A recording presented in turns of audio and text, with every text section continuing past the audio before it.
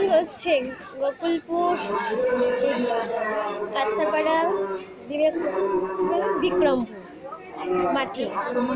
এখানে গোপালের, এই যে গোপালকে দেখাচ্ছি, এই যে কত গোপাল দেখো সবাই কোথায় এসছে। আমি ঠিক কালকে খবর পেয়েছি পাড়া জনপুরে থেকে, তারপরে গোকুলপুর বাজারের ওখানে বিক্রমপুরের মাঠ। এই যে আমার গোপাল, এই যে আমার গোপাল, এই যে কতজনের মাঝে আমার গোপালকে আমি খুঁজে পেয়েছি। এই যে ভোগ দেওয়া হচ্ছে, গোপালের ভোগ দেখো, গোপালের ভোগ দেওয়া হয়েছে কত বড় মিষ্টি দই। কোন গান হবে, আমিও গান করেছি। এই যে একটা ফুচকা, গোপাল হাসছে দেখো, তুমি তো গোপাল। এতক্ষণ ভগবত গীতা পাঠ শুনছিলাম।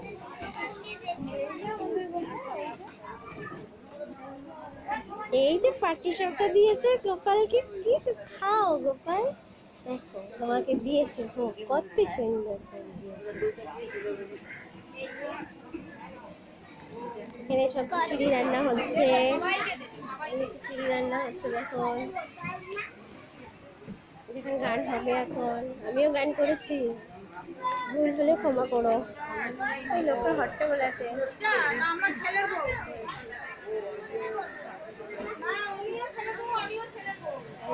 কত গোপাল, প্রচুর গোপাল যে রান্না হচ্ছে। গোপাল আমার হচ্ছে মদনপুর, ওই যে মানে অনুকূল ঠাকুরের প্রোগ্রাম ছিল, যেতে পারলাম না, বলেছি তার আগে। এখন গান শুরু হবে, লেবু আসছে দেখো, লেবুও দেয়, ও তো কি দেয় আমরা দেখ, চাটনি গোপালকে দিয়েছে, খুব সুন্দর, খুব ভালো। খাও সোনা গোপাল, তোমরা সবাই মিলে খাও, তোমাকে দেওয়া হচ্ছে ভক্তি করে, তুমি খাবে, খাও গোপাল খাও। শকুনাতে, মদনপুর শকুনাতে আমি যাইনি, আমার মাম বলল যেখানে আছে সেখানেই থাক, সেখানে ততক্ষণ ওই গোপালকে নিয়ে খায়। আর একটা দিদি বললো গোপালই তো অনুকূল ঠাকুর, অনুকূল ঠাকুরই তো গোপাল, সবসময় ঠাকুরের নাম, যে আমাদেরকে পথ দেখায়, সত্য পথ।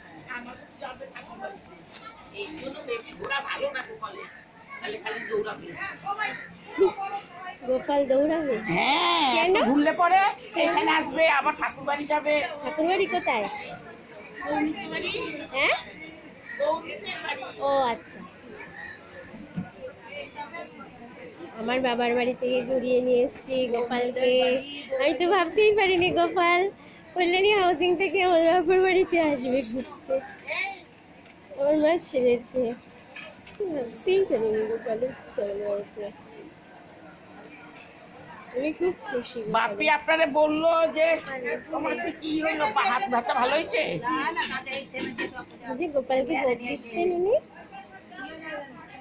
দেখ গোপালের জন্য ভোগ, খাও বাবা বা, তাই না? ও হ্যাঁ, তো সত্যি তো, হ্যাঁ, বাথরুমও করে দিয়েছে, কত রকম ব্যবস্থা করে দিয়েছে দেখো। এটা আগে খোলামেলা জায়গায় হতো, এখন কি সুন্দর করে দিয়েছে একটা গোপালের প্রোগ্রামের জন্য। দেখো খুব সুন্দর, খুব সুন্দর ঘিরে দিয়েছে জায়গাটা। উপরে গান হবে,